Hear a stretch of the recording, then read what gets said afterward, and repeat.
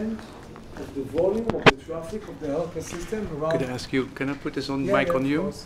It can be, it's around 80% of the services, most of them, the inpatient services are being done in public hospitals. So meaning that patients are coming in and out, they do not have to bring money, you just have to bring vouchers from the sick funds. And if you are entering through the emergency room, then you do not need nothing at all. So about 90% of our activities, our services are public funded. We have a little bit private, but and medical tourism, but it's very negligible in our routinely task. So the mission statement is giving the best medical services, but then again doing our mission in education and treatment, education and training. We have around 1,000 students each day walking around the medical center. Nurses, students for nursing, for many academic institutions, of course, medical students, and all healthcare workers, and many, I would say, logistic and other health professionals are being trained here. And we are pushing more and more. We have a college within the hospital that allows ourselves to have a pivot role in education and training. So the mission statement is medical excellence and compassionate care, but you know, this is what we're all trying to do. This is the structure of the management, like, you know, a business-oriented company. We have the CFO, Chief of Finance, the Chief of Marketing, Chief of Operation, and of course all the medical directors, Head Nurse, Chief of Quality, Chief of Innovation and R&D, you name it. Usually this is the way that we are pushing, and the strategy of the hospital was embarked around 6 years ago. The new strategy, 6 pillars. The first one is medical excellence, and in medical excellence and innovation we are putting ahead the best physicians in Israel. We are trying to recruit, to attract the best physician in any kind of medical field. I want my head of the medical field will be number 1, number 2. If he's number 3 in the country, then I'm a little bit, you know, said, oh yeah, disappointed on that. So we are pushing for that. We attract them. We are giving them the best environment to give them the best tool, and this is kind of NBA star strategy. But this push the system for more and more excellence. We are taking a field, a medical field, and we are pushing a lot of resources in order to make it excellent and to go ahead for that. Patient-centered care, so we are trying to give all the services behind the patient, to put a lot of digital services to push for you know, patient experience, to treat the issue of empathy, and educate, train our healthcare worker to be more empathic, and we are putting a lot of, you know, resources into that. Yeah, please. Do we also have time for jokes, or is it only? No, you can barge in. Yeah. We have also been to the Rambam Hospital, yeah, and they had exactly the same slides. Yeah, they copied that. They copied that for me. You know what? You know what? I was, as you recall, I was Director General of the ministry. When I was Director General of the ministry, I put forward a strategy for the entire healthcare system in Israel, and push for national parameters, kind of a league that did that in quality and in patient experience. Push them all to compete on the same focused issue.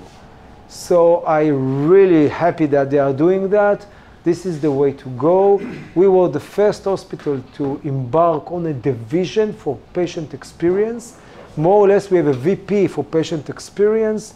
And this is what I'm trying to see. We are leading. What our role is, we are usually kind of leading the standard. This is what we are doing here in Tel Aviv is copy-paste in many other medical centers, and we are happy for that. This is the way to go, and we are not arrogant in any way, but really we understand that we are in the, in the center of the prism. We are in the center of of the vision of the healthcare system in Israel.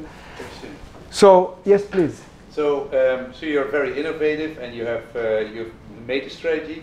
You also had a good crisis. You had COVID. How did that change the level of innovation and the change inside? There's no better thing than a good crisis in order to push ahead and to do reforms and to change the paradigm or the paradigm on the way that you are acting.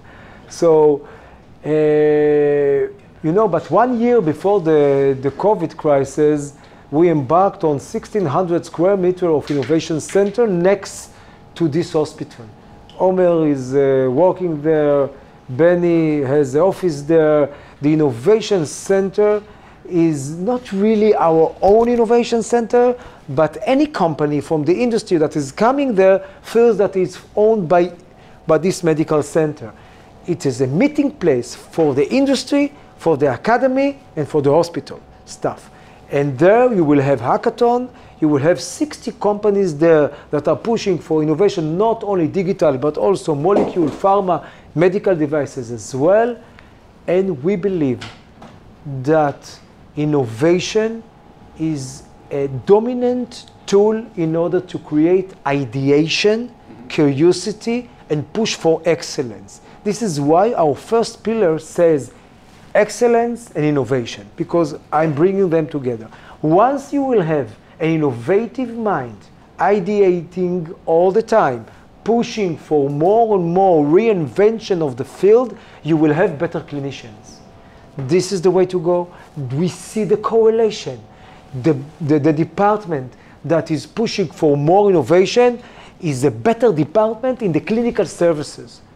You cannot say, I'm just a clinical kind of a doctor. I'm oriented only for clinics, and I'm serving the patient. Once you are there, you are closed in the box, in the textbook. You do not see otherwise, and you are old-fashioned. So COVID came, and then what happened with COVID came, and we brought in the innovative partner, the Israeli army, any kind of industry were in here.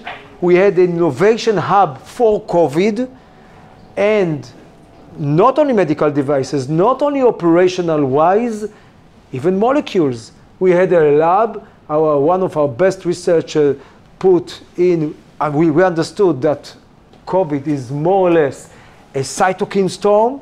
We push ahead for molecules that are dealing with that. We have now a molecule in phase 2B study for that. The pharma are moving very fast, faster than us. But we had digital platform also for innovation. One of the innovations that we have done with the Ministry of Health is something that we can control patient, remotely control them, see what's happening, getting a BI, a clinical BI out of them, out of reach, and it's a system that is called CoView, Corona View, but now it's assisted us in any kind of challenge. So we created that. We had a round table for innovation during the COVID, meeting with my leadership every month. We had a round table for that. This is what when I was a project manager for the Israeli, for all Israel, this is what I've done all together in the national project, in the national challenges that we had. So does it mean that now you feel in October we're going to get a new variant and we're going to get a lot of people infected? And are you now prepared for that, you feel? Yeah, we are prepared 100%. We are prepared to shut down or to bring about any activities and to adapt ourselves to any wave, to any kind of change in the dynamic of corona or any other virus. The first wave was kind of, very hectic. Second wave, we put our control system and infrastructure, and we have an entire kind of on-off button that we can raise our, tension and to align our activities. So this is what we are trying to do. I was part of the people that were responsible for our vaccination plan all around the country. In this hospital, we vaccinated around 200,000 people. We have only 7,000 employees, but 200,000. We walked all around the city of Tel Aviv. We gave vaccination for all the nursing homes, the nursery, and the geriatric care around Tel Aviv area. So we had a role that is beyond this hospital. This is what we are. We created a very agile kind of operation during the crisis, to all the time to adapt. We were the first hospital, I think, in the world that allowed people, relatives, to enter corona department, getting all the protective equipment and getting and seeing your relatives in. We have done that in March 2020. As early as March 2020, visitors entered corona department in this hospital. Of course, for people that were dying, the relatives were in, but not only for that, but we thought that we have enough PPEs, why not to give them protective equipment and let them visit. So we were very agile in the way that we have reacted. I was against lockdown, trying to prevent lockdowns all around the country, and our project manager, I was withholding lockdown until the last moment, and when we've done that, we were done that very fast and very effective. And we're, so more or less, and... Can I ask you something? Yes, please. To adapt the business, it's much more easier in acute, in elective care, and not especially in acute care. The hospital has, I think, more or less the acute character. We have around, I would say, 50% of the patients that are admitted to the hospital are elective, and around 50% are emergent from the emergency room, more or less. We have a very huge outpatient clinic, very huge, 2 million visits a year, very huge. Is about almost 35% of our activities, outpatient. We are a very urbanic hospital. But once you are saying emergency care, the emergency care is a doorway to the elective cases. Once a patient is admitted to internal medicine department, we are starting workout. We are doing the diagnosis, then is discharged with some kind of diagnosis, and then is coming to the outpatient clinic. So we really do not split emergency care, acute care, and outpatient elective cases. They are all like a doorway or revolving door, coming and out. So we are embracing that in any way. The internal medicine department, if you look financially, they are on a deficit. However, they are, entering a doorway to the hospital. After the internal medicine, he has, let's say, anemia. The anemia is diagnosed as a tumor in his GI. Then he's coming on an elective base, then to our patient. It is now an oncology case, a surgical case, anything that. So I'm trying not to look at it that way.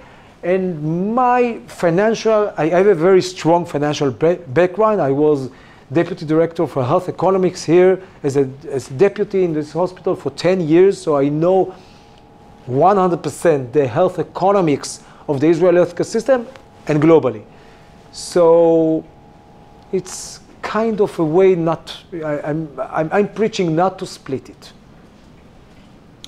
So we are putting a lot of efforts in pushing our staff ahead, resources, giving them ways to develop, career development, mainly with physicians, sending them abroad, doing fellowship, embracing them in again, and trying to put career development. We have a culture, we are trying to have a culture of respect and cooperation, transparency, and we are working a lot on commitment of our staff.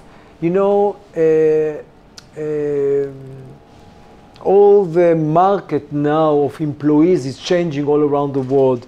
Now you have to preserve your staff, healthcare workers, not only physicians. The issue is not really physicians, the issue is more nurses, and the issue is other healthcare workers. We are trying to do our best to give them the best working environment here and to have them committed. Putting influence in Tel Aviv area, in Israel, and around the world, a lot of collaboration, pushing for more and more collaboration, for expanding our views, and having a very clear organizing system with supporting infrastructure, having the best infrastructure for patient. We are expanding our wards, giving a kind of a private standard in a public hospital, in any way. Trying to do that. You see this tower. If you walk into the department, you will see a very comfortable, very, some would say, luxurious department, but this is what we are trying to say. The demand and the expectation from a Tel Aviv hospital is higher than the periphery of Israel, and we understand that. This is the numbers. We are now around 1,800 physicians. We are growing each year in between 2 to 3% in our staff. It's very challenging, it's demanding, but this is what we are trying to do. And on the other hand, in order to be, on the financial balanced, we are trying to have more and more efficiency, looking in any point, in any detail in the operation of the hospital, and to use our facilities better. Around $1 billion US, more or less, more than 2/3, around 70% is wages and salaries. Let's go ahead. This is the number of operating theater, operating room. We have around 40. Now we are expanding it with another 10, building underground another 10 operating theaters. Most of the operating theater are working after hours as well until 9-10 p.m. more or less. We have a strategy to push for more intense, complex surgical procedures. We are track the most complex cases. We believe this is our role in the Israeli healthcare system. Clinical excellence center. I'm taking a field, let's take the last one, thoracic surgery. We built a thoracic surgery department 4 years ago. We got one of the best, if not the best, surgeon in Israel. We put around $20 million in order to establish the department, nurses, a nice facility, 24 beds, including ICU within the thoracic department. It's not heart surgery, it's thoracic surgery. And you know, the number of lung cancer cases in Israel is going up, and this is kind of clinical excellence. We are measuring each medical service by the number or the proportion of patients that are coming out of the catchment area, out of the Tel Aviv area. We want the majority of the patient to come out of the catchment area. This shows referral power and medical excellence. So we are measuring them by department You see that, let's take 2019. You can see all the department. This is the number of cases that are coming out of the Tel Aviv area. And then we are measuring them not only by department, but also by procedures, how many are coming out of, let's go on, coming out of, you see, around the third from Tel Aviv, for me it's good. I'm looking to see a spread from the entire country. We have a strategy of referral. We want to serve the northern part, the southern part, any part of Israel. Let's go on and on. Oncology, hematology, never mind. But this is the way that we are working. Staff split to sectors. This is our university appointments. We are a university hospital. I'm a member of the medical faculty of the Tel Aviv University. I was studying there, trained there, everything. We have a pivot role there. The vice dean is part of our management. Sometimes the dean is part of the hospital, but it goes, in a circle between other hospitals. And we are pushing them to be academic, to do research, of course, to be on papers, to have laboratories. We have basic laboratories, clinical laboratories, translational laboratories here, any kind of research, database research. So we have around 400 academic faculty members, more than 100 professors all around the medical faculty. A physician that doesn't have academic appointment cannot lead a department. If you want to lead a department, you have to be entitled to be a kind of a professor. I'm looking into that, and this is really a culture here. They understand that if they are not doing that, they cannot yearn, you cannot look ahead to such positions. Excuse me? Ongoing battle. Myself, I'm a MD PhD, so I was brought in from a laboratory, did my research, basic research, so I'm preaching for that, for the young people that are oriented towards, let's do that very fast. I'm not going to work in a lab. I just want to go to the private market and earn money. So this is an ongoing challenge that I'm not intend to quit or to lose. Yes.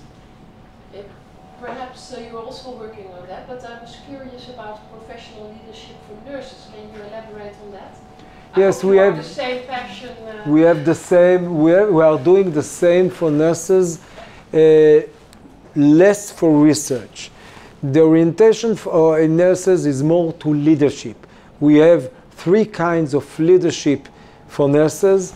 Very young nurses, even first-year nurses. We are trying to pick them up to see who has the potential. And then nurses that are first becoming on a managerial task. So we have a leadership program for that. And we have the most extreme one that we have started last year. It's called Meteor. It's for the highly leaders. We are around 20. Every couple of years, we are gather around 20, 25 nurses every couple of years. I want to see the really leaders that will lead the hospital for the next decade. We have the same program for physicians. We have Meteor nurses and Meteor physicians. So these are collaborations that we have all around the world. Let's go on and on. And have a few minutes of talking about research, I believe. The Netherlands? Do you do anything with the Netherlands? Yes. Or here. Here, Netherlands. Yeah.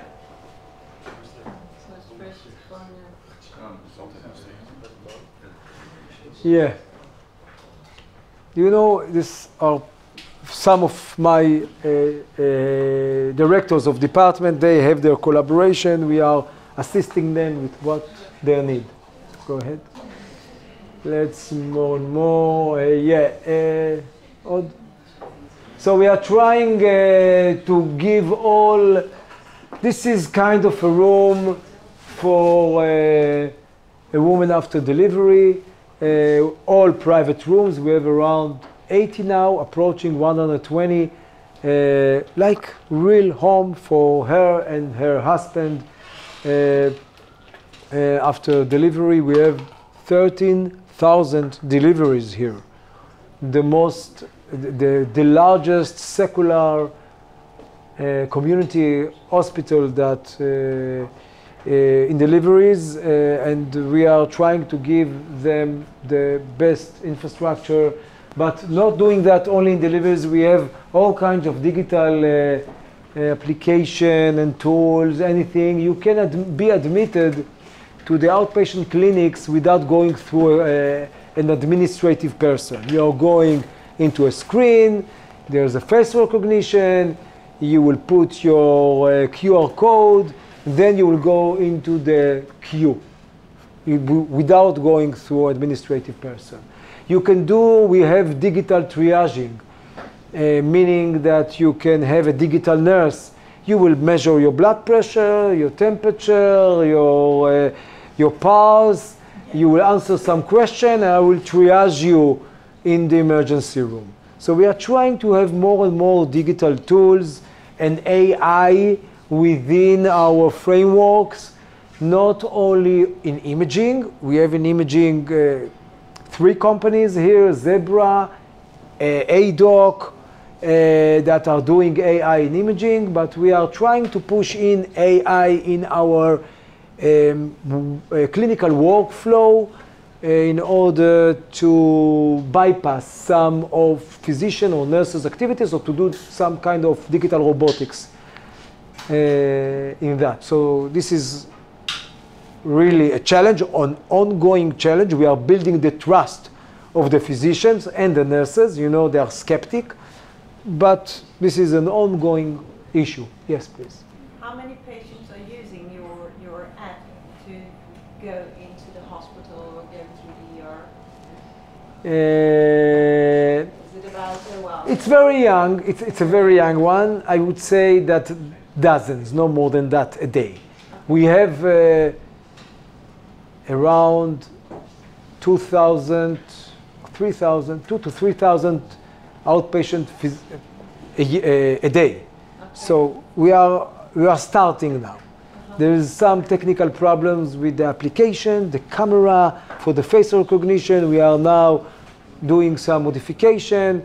He can do scanning of his referral. He can do that online and do check-in from his home. And it's kind of an issue that I'm trying more and more to do. You know, we have all the same challenges. But you can order a slot on the internet for any of the outpatient clinic, and you can do the check-in of your voucher, of your referral online. You can do that, but still a lot of people do not. They are stick to the paper, they are coming with the paper, they want to stay in line, they want to see the administrative person. But I believe that we have to go through this challenge in order to succeed within few years. I think you have another 2 minutes. כן, כן, בוא נלך ל-research. Yeah. We are doing a lot of activities with the community. Tel Aviv area, we are participating in the sports activities, in the healthy days, you know, trying to bring in the population of Tel Aviv to keep their health, wellness, health promotion, you know, all that stuff. Yeah. Education. So this is the medical center. We are here at the 12th floor.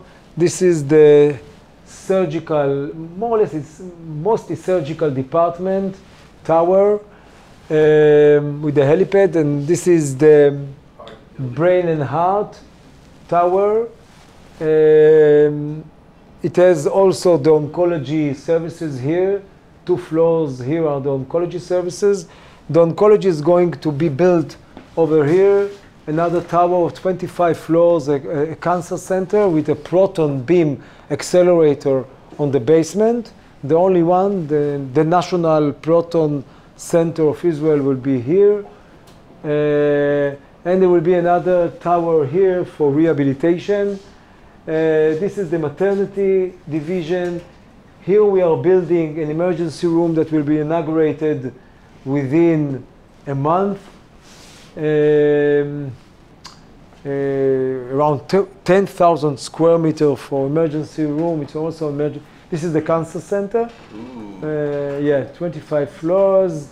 And so we are expanding, and this is the rehab center that will be on the other side. Yeah. How do you invest in that? Do you have to philanthropy? Borrow, you have to Philanthropy. So such a tower costs around $150 million. I need to raise around a third, and then I'm coming to the Israeli government. I ask for a matching, and then I'm trying to get my own resources for another third. This is usually how we build these towers and all, you know, the expansion of the medical center. We have here around 6,000 square meters for basic laboratory, clinical facilities also for clinical research and translation. We have 4 clean rooms for advanced therapies. We are doing here CAR-T therapy and stem cells, IPS as well. And we are looking here to build a multi-omics center.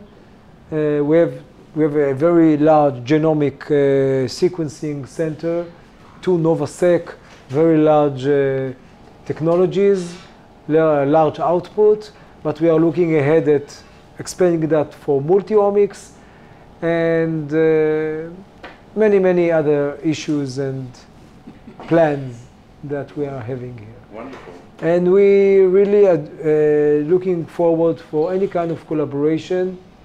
We admire the healthcare system in the Netherlands, the entrepreneurship in the Netherlands. Sometimes I really think that we have a lot of common, a lot in common, Israelis and Dutch people. And I can see the trend of startup in the Netherlands, and so I'm looking forward for any kind of collaboration. My contact details with Omer, anything that is... Could you have one more question? You've lived in Maastricht. We have the CEO of the Maastricht Hospital sitting there, and we also have Radboud Ziekenhuis here. Yeah. What is the difference between the Dutch mentality and the Israeli mentality from your unique perspective? Israeli are very, very not planned and adhere to improvisation. Plans for us are just a suggestion. And for us to try and fail is a common thing during the day. Because we are not really planned, then we improvise, then sometimes we will try and it will fail. So this kind of culture is very important for startup industry. And another thing, Israelis, or the Israel mentality, is very non-hierarchical. There is no hierarchy. We are informal in that. And is that different from the Netherlands? Because I also We are same thing. Yeah, so in that sense, I believe we have the same, kind of culture. In the plant issue, I remember how I was like, yeah, do we meet next week? I would say, yeah, let's talk on the weekend. And this is really not Dutch. Not Dutch at all. And for Israelis, and so this is coming, you know, sometimes you have disadvantage of that. And we were criticizing ourselves all the years for not being very structured. But then again, if you want to try and to think out of the box, sometimes it's an advantage. So I believe that this is ground. But if you will take medicine, in medicine it's all different. Because in medicine you have clinical guidelines, you have textbooks, everything should be planned, and primum non nocere. You know what's primum non nocere? First, do not harm. So stick to the rules, stick to what you have. And this is anti-innovative culture.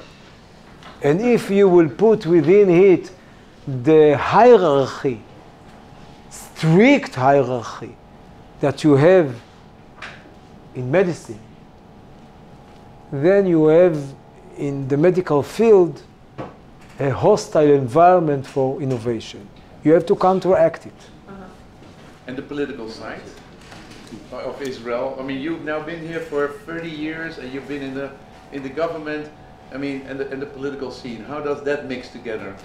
30 years ago, the governments of Israel understood that there is a potential of startup industry. The private market pushed the government of Israel, and the government of Israel did stimulus acts that created and propelled the technology startup market in Israel to grow. Internet and technology. And then there was cyber, and then there was fintech, and then there is auto tech, again and again. Now they are looking into more and more digital health, biomed and biotech industry in Israel, and putting stimulus acts for that. Stimulus acts that are conjoined with the private market are very important. And then an ecosystem is being created with startup companies, with the right culture, and with the funds, with the VCs. And this is the ecosystem in Israel. Okay, thank you.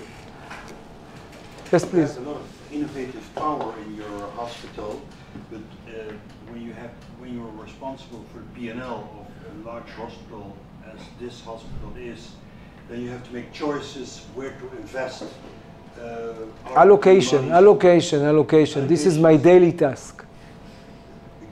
What's your EBITDA on your revenues in percentage? The profit percentage. Yeah. No, if you have a lot of... I'm trying not to allow any kind of profit, any kind of when I see margins, they're really being exploited for expansion and for bringing the next physician through the same year. When I see that I have margin, I will bring the next star, put money, and build his lab. So usually, if I were to end the year with $20 million in my pocket, I did lousy job. In my view, whenever I see that I have the capability, that it will be I understand. You see, the balance has to sweat. Yeah. Of course, but if you have a lot of departments and you have a lot of innovating ambition, then you have to make choices, and that makes it difficult because every innovation takes in advance an investment. Yeah. So how do you prioritize choices? I cannot. It's a daily task. I have a lecture about to renovate or to innovate. Yeah. Okay, this is allocation. Sometimes they will say to you, "Why are you building this? Please put your. We need more nurses, or we need more research, and we need more technologies." But this is our daily task here. Yeah. But for example, you have made the choice to invest in cardiovascular with 20 million, so that gives some revenues. Yeah. but other departments do have less focus. So I'm looking for, there are some parameters. First one is whether I have a leader. When I have a leader that is a real leader, that is going forward, and he has, you know, a very unique contribution, then you will get more from it. You see, in the Netherlands we had the same situation with a few large teaching hospitals, and more they're getting focus. And for example, the AVL, the cancer hospital, has a very strong focus, and all patients in the Netherlands want to go to the AVL because it's A++ brand. So if you focus your ambition and your investment, then your returns will be higher. So my question to you is, why do you focus on? Choose for more focus? That was the last question, because we need to go to the next speaker, and he's already waiting for it. I only can say that it's a complex task that I'm doing, you know, day by day, and I'm trying not to neglect any field. When I do not have enough resources, I'm going to philanthropy. Okay. Thank you so much. Can I thank you very much? This is a little memory of the Rijksmuseum, and we will hopefully remember. We have your mobile phone. We're going to send you the interview. Thank you very much for your time. It's really wonderful.